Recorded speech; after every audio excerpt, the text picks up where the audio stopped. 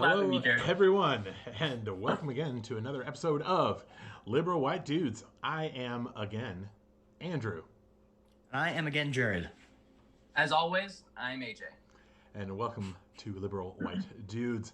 Let's dive right in with some of the latest news. One of the big pieces coming off. Been a lot of firsts in Joe Biden's nominations for his cabinet, and we saw the nomination of a Native American for the Secretary of the Interior today. Was Yeah. it today? Right Was it on. today or yesterday? Yeah, that's huge, historic. I mean, Yeah. someone who his forefathers lived here before, liberal white dudes did. That's for damn sure. Yeah, taking a look at the land and maybe Or- making some improvements. So Liberal white dudes or other more dangerous white dudes. yeah, Certainly, yeah. yeah. I suppose it probably wasn't the liberal white dudes that were the biggest Those weren't the original white dudes they were problem for dealing with. Yeah, Yeah. Native Americans. Yeah, but I mean, even as far as conservation or anything like that, I mean, it's a different perspective and awesome. So Yeah, great pick. Awesome. yeah, part of the news coming down as well is vaccines being distributed. We're seeing people getting stuck with the needle, and hopefully at some point, some of the things that Trump said will come true. Yeah. And it will go away. Maybe one thing that he says hopefully will happen. Yeah, maybe we'll round the corner. Maybe. I'm just wondering if we get all these vaccines going and by next summer it's just looking so much better. He's like, I told you when it warmed up in the summer, it was just going to go away. I was right. He tries to pull his April, it goes away in April card a year later. Can you imagine? And it'll probably just be like a quick 15-second Twitter video that is like him saying it's going to disappear in the summer, and then a news piece on Yeah. it being contained in the summer. That would be on brand. Yeah. Yep. It What a certainly terrible, would terrible president. Yeah. So we be. That's a fact. one of the reasons we've gathered here tonight is to pay homage to our ongoing segment, Beefing Over Turf.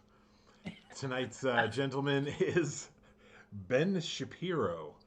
As I teased in the last episode, I had only recently heard of this guy. I don't travel in the right circles, I guess, to get these major right-wing talking heads in my feed. I'm not sorry for that. I used incognito window for all of my research so that YouTube doesn't think this is what I want in my feed. First thoughts. Ben Shapiro. Yikes. Why don't you take it first, Jared? Yeah. I got a lot of stuff to say about Ben Shapiro.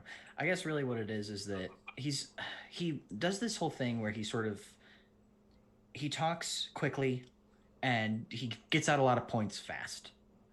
And he does the same thing that Crowder does. He goes to college campuses and he gets a room full of people that agree with him and a couple of people that don't to stand up at the mic so he can dunk on college kids who don't know how to handle someone who is as rhetorically effective as he is.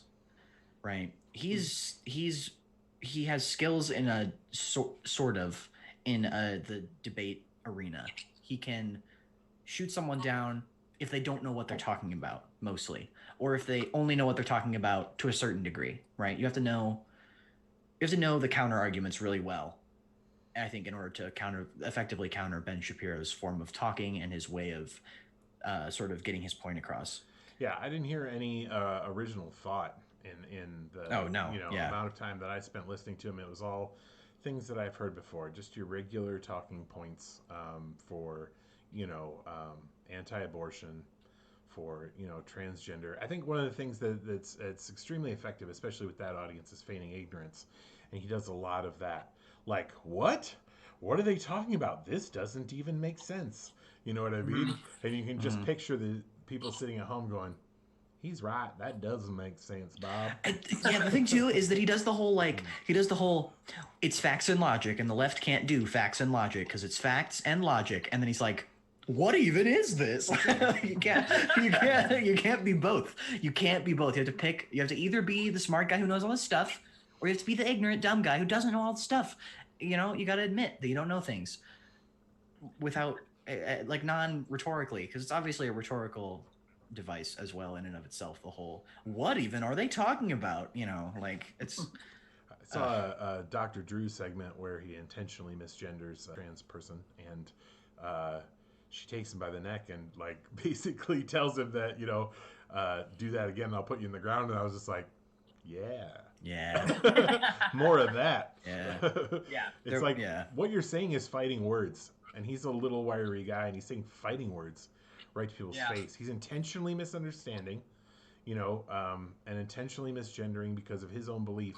And part of it goes right back to, hey, man, this isn't about your beliefs. Yeah. Yeah. This is just not. Yeah, it's not about you. Like you don't tell me who I am. I'm telling you who I am. And right. You can just like be like, nah, that's not how you are, and that's not just a difference of opinion. It's you being wrong. Yeah, it's just you being incorrect.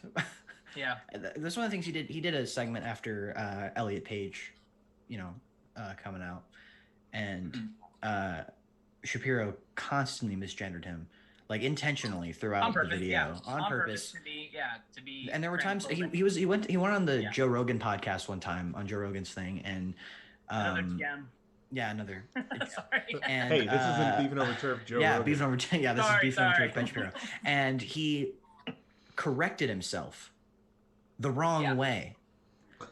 Like he properly gendered someone and then corrected himself to misgender the person that he was talking about. I was like, see, you're putting more effort into it.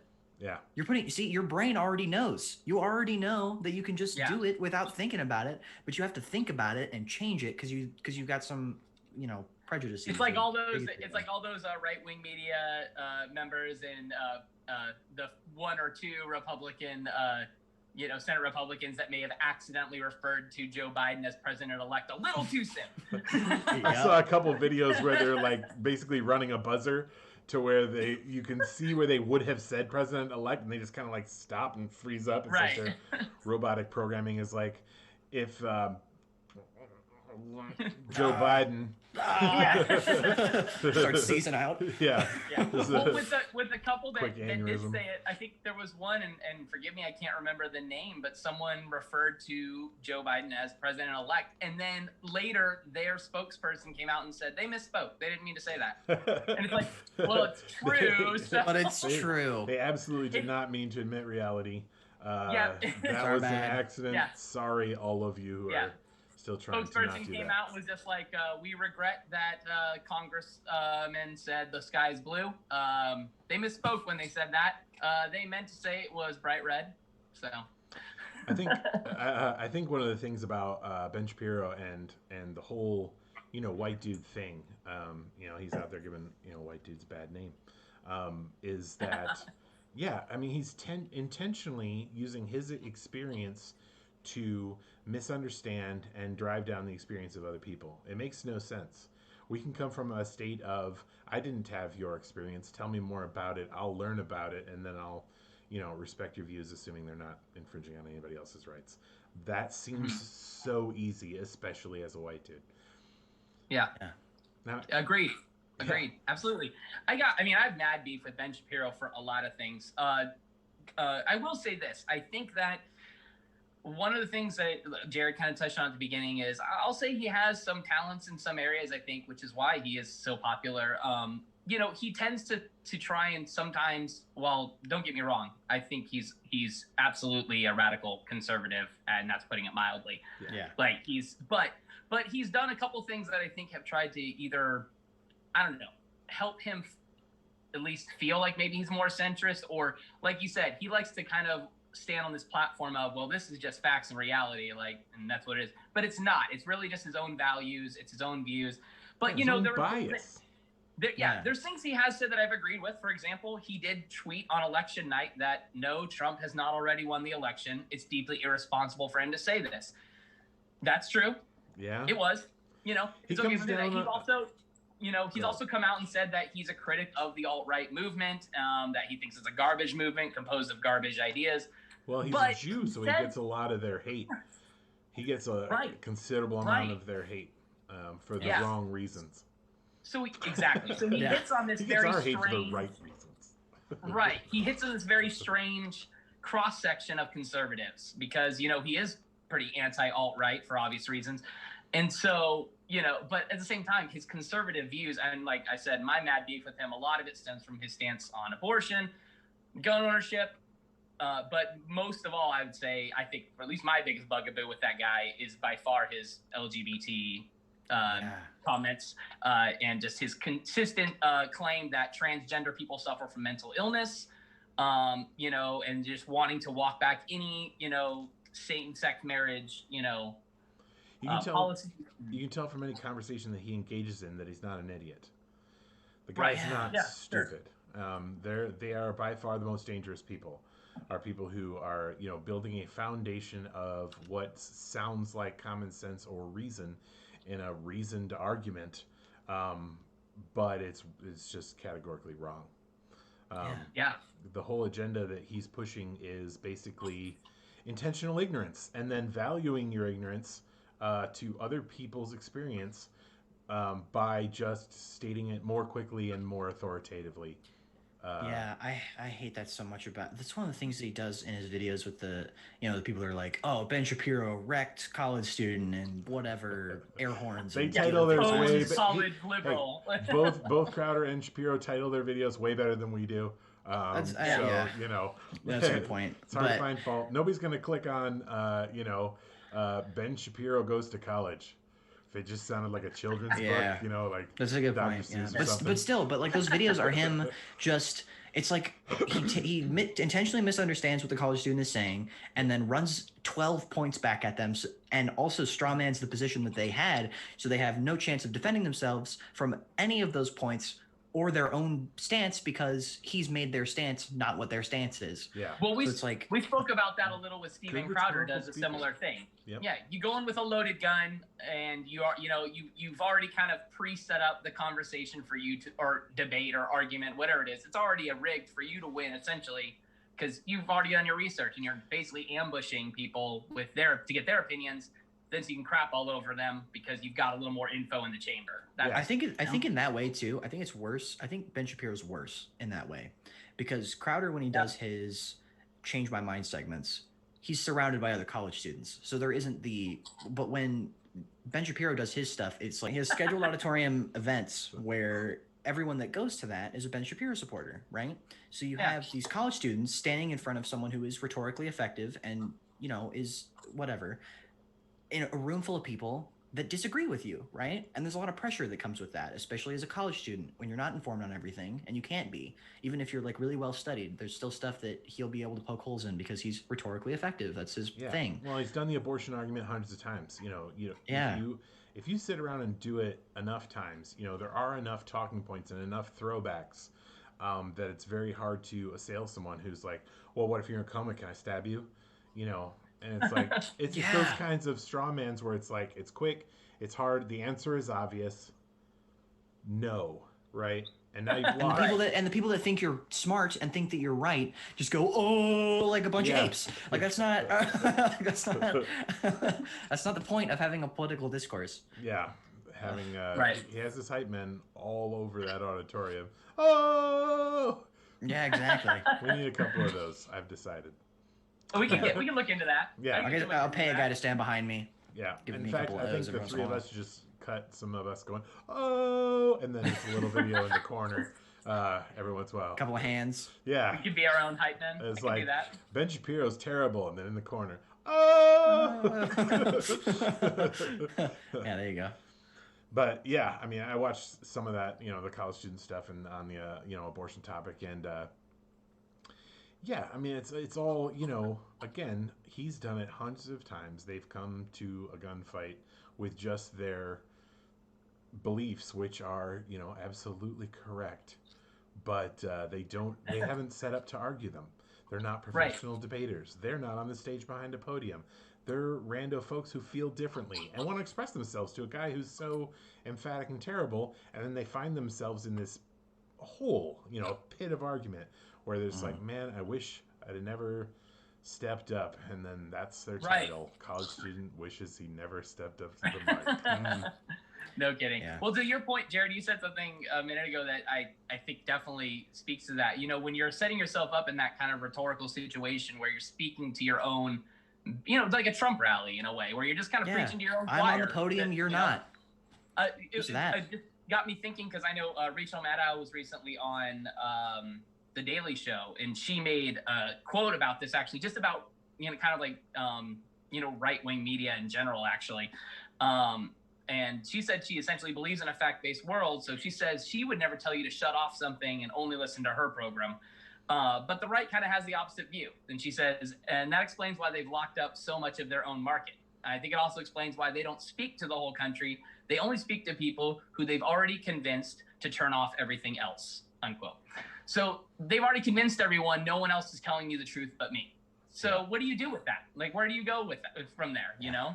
Yeah, I mean, those people, the people that we wish were listening to this right now, and we could say to them, you know, straightforward, hey, you know, Ben Shapiro sounds like he knows what he's talking about, but how about go sit with 2 or 3, you know, transgender folks. They exist in your community. Listen to their experience. Listen to what they, you know, or even watch a couple of it. I mean, the information actually is really just not that hard to find. It really is. Right. You know, the internet is a large place, but yeah, they're in an echo chamber, and that's, I mean, any cult, any you know, misinformation campaign, that is part of it. You know, Scientology doesn't say, hey, you're allowed to go live your normal life, just come here for church, right? I mean, they're like, give us all your money, give us all your possessions, and you'll live in this trailer over here and bobble it, you know, when you can take a piss. You know, that's 100% true. Yeah, I mean, it's that might actually be straight out of Dianetics, to be honest. Yeah, I think L. Ron Hubbard is quoted as saying what I just said. That's a direct quote. Yeah, speaking of actually recent news and Scientology, and unrelated to Ben Shapiro, Tom Cruise, but related to a similar guy who's kind of a dick. It's, Tom Cruise giving people what for on the set of Mission Impossible 7 for not standing 2 meters apart. I know nobody watching our program knows what that means, but it's basically 6 feet, like we do here in the U.S. That was kind of a fun little rant. Honestly, I don't disagree with him, but as the world is quick to remember, Tom Cruise, man. Scientology, jumping on couches. I mean, the guy. Yeah. You can't be the spokesperson. Yeah. To clarify, I think Tom Cruise is a much better dude than Ben Shapiro on the whole. But yeah. I mean, and I could push people to the. I go just so back and forth on Tom Cruise because Scientology is awful and ruined a ton of lives, and he's been the spokesperson and face of that behind closed doors, and it's terrible what they've done to people. And then on the other side of that, there's the Kevin Pollak, Tom Cruise Penn story, which if you've never heard the Kevin Pollak, Tom Cruise Penn story, don't click away from us right now. And look squirrel. It up. Do it later. Write it down. Look it up later because it is hilarious. So I would also like to pepper in.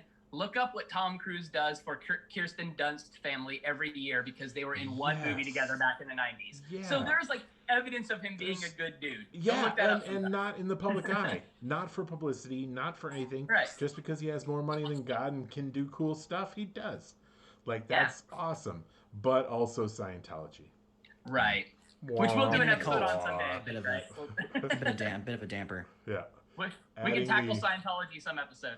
Yeah, it's definitely, there's probably a full episode there without dropping into the religion episode.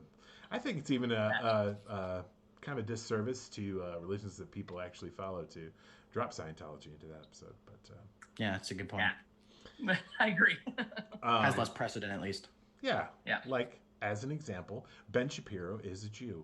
The Jewish people have a long history. Lots of precedent. He is not adding to it in a meaningful or helpful way. Yeah. Agreed. Yeah, I saw a bit of it. He was on in a congressional hearing, which, what? You know, those are my tax dollars at work. With Ben Shapiro gets a chair.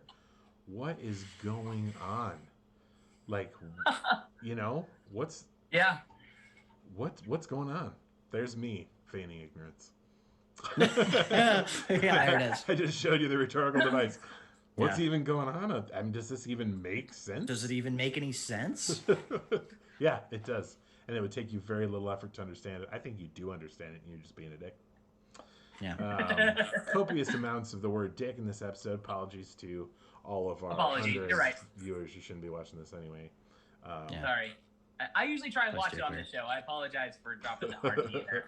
Yeah. No, yeah. If you knew me in my life outside of this show, you would know that I do a really good job at keeping that down on this show. Yeah, he does like dropping the hard D I do. outside of this show. Frequently and everywhere. Among other things, I drop a lot of hard things. That's Hey yo, I think the innuendo was Hey-yo. already there prior to you explicitly stating that it was sex related. Just to circle back to the thing we're supposed to be talking about, there was a clip that circulated very recently. I don't remember the guy's name, which is my bad for not remembering it. But on the BBC, there's this super Republican. He's a Tory. I don't remember what his name is, but he interviewed Ben Shapiro. Who cares? He's English. And just split him stem to stern, like just I mean, really gave him what for on his points. Kind of just tore him up in the. Now I'm pissed that you don't remember his name. I thought he Yeah, was I don't remember his name. sympathizer. Well, we'll look that up. the We'll thing put it is- in the description. How about that? Yeah, yeah. Jared's That's a good to idea. Yeah, Fix throw it in in the description. post. Fix it in post. Yeah, I don't remember his name, but it did sort of circulate, and then he went on to, and he was real upset. Ben Shapiro was real upset on air about it. Like you could tell he was getting a little triggered about his about him losing this argument or whatever. And then he went on to like some news thing, and he was like, "Oh, I got wrecked," or was trying to have a good sense of humor about it afterward. But it was like, Yeah, man. About it. He's got a lot of things in his background. You know, he grew up in Burbank, so upper class right there, right? And the part that I don't get though is being in a huge city where you can have exposure to all kinds of different people, and that your takeaway is nobody knows what they're talking about except for me.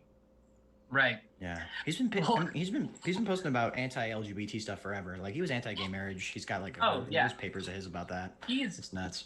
Yeah, since we're beefing over him anyways, I might as well throw this out there too. This is the weirdest thing I think to be in opposition of. But Ben Shapiro is an outspoken opponent of safe spaces. You guys know what safe spaces are? Of course, Yeah. we do. We're liberal Very white familiar. dudes. Yeah. If Familiar. you're listening to this program and you're not familiar with the safe space, safe space essentially refers to a place created for individuals who feel marginalized to come together to communicate regarding their experience with marginalization. Most commonly, they're located on university campuses, but sometimes workplaces include them as well. He's against that. Yeah, I feel And like I don't know why you'd be against that. I don't know what the purpose is of being against safe spaces. I can tell you, as a that's one of those things again, because we hit this demographic, we can sometimes have insight into the thinking. The reason he's against it is because he wants no one to feel safe. Yeah, he wants to just be domineering as a not as a liberal, but as a white dude. Yeah. He just wants to be a domineering white dude. That's kind of his whole thing. How Right? dare you be in a space that I don't infiltrate and make you feel unsafe? Yeah, Yeah, the I would pose the that white dude question. way, just like the Spaniards did. Yeah. I just found it to be so just like, really, you have beef with safe spaces. Like Yeah. your problem is Yeah. people getting together in a safe space and being able to freely express their Experience. issues and experiences with being part of a member of a marginalized community. And he's like, yeah, no, screw that. Don't do Yeah. that. Nah. I think it's the war on, from a masculinity standpoint, right? Like, Sure. what could be possibly worse than finding yourself having a penis and then also being in a safe space? I mean, what? How could you? Yeah, How could you possibly? Like, how do you become less of a man, right? I mean, I'm sure Yeah. that would be part of his argument. He has so many concerns. He's got a bit of a little dude syndrome, right? I mean, he's what? Yeah. About Yes, 20 yeah. soaking wet. So like, I don't get it. I've been, enormous my Yeah. whole life, but I've heard from those who are what is it, height deficient or Short is how I'd put it, but it might be a little not PC of maybe me. Napoleon-esque. I don't know. I don't know what the sure. Sure. appropriate PC terminology is for the deprived of inches. But I will say that I've heard from them that it's a hard place to be as a dude. To Yeah. be seen as a man and be a small person, and it's But like, here's no, the thing. dude, you still can be seen as a man. Yeah, the thing is that the thing that you are fighting for, your whole like traditional gender roles bag, requires that you be a big, tall, muscular man. Yeah, Muscular man. never You're gonna do defending it. that. You're Yeah. defending the thing that's giving you this anxiety. Stop doing that. You're Yeah. a small dude. It's okay. I know, Setting know up we're the getting gender close to- stereotypes to make you feel insufficient, Yeah. inadequate. I know we're getting close to wrapping up here, but I guess my final thought on Ben Shapiro is I think back in September he announced him and his family are in the process of moving out of California. All I can say is bye. Deuces. Yeah, I think Ben Shapiro, his ilk, those types of people. I've heard a lot of them are moving to Texas. Yeah, Go. yeah, Good. I feel like if you're wondering where your safe space is, It's in Tejas. Yep. Off you go. Yeah, that'll do it. Well, I want to throw this out there. If you listeners or viewers are wondering where your safe space is, it's right here in the chat, bud. Yep. It's right The here. liberal It's white right here dudes. with us. We'll be Two here liberal white dudes. every Tuesday, Thursday, and Saturday for the foreseeable future. That's right. This Saturday, we will be. Well, I'm going to keep that a surprise. You tune in this Saturday. But next Tuesday is our holiday special / gala. We're doing it. And, Gala, yes. Yeah, I mean, it's going to be avant-garde. There's going to be some. There might be some tunes. Whatever's publicly free. Probably some old carols. Grella throws in the chat that she says, "Aw, I feel safe," and you should. And you should. Part of the community. Welcome here. So just to wrap up, 0 out of 5 figs for Ben Shapiro. Yeah, Easily. no figs for him. Negative figs if I could. Negative figs. I give no figs about you, Ben Shapiro, except we did a whole show about you. But I give 0 figs about you. It seems counterintuitive, I know, It does. but We trust seem me. to have given out some figs during this episode, but at the end, we're taking them all back. We're going to That's take right. back the figs back. I give you initial figs because, we're beefing, but I take back all the figs because I don't care about you, Ben Shapiro. Yeah. All right. So Yeah, that was that. Also, quick apology to AOC. Alexandria Ocasio-Cortez. We're not able to get her on the show tonight. Why do we always run out of time before we get her on? Yeah, it's just it's a clock thing, we got to manage our time better. Maybe too many bits or something. I don't know. We'll get her. Yeah, We'll get her. on Tom it'll Cruise. just happen. I think Saturday's show we'll do the Green New Deal. Yeah, in honor of Sounds good. AOC. So, thank you everybody. Definitely. Thanks for showing up. Thanks for being a part of the action. You can follow us on Twitter. You can subscribe to us on YouTube, and you can like us on Facebook. Do Thank it now. you, Hit that everyone. subscribe button. It's right there.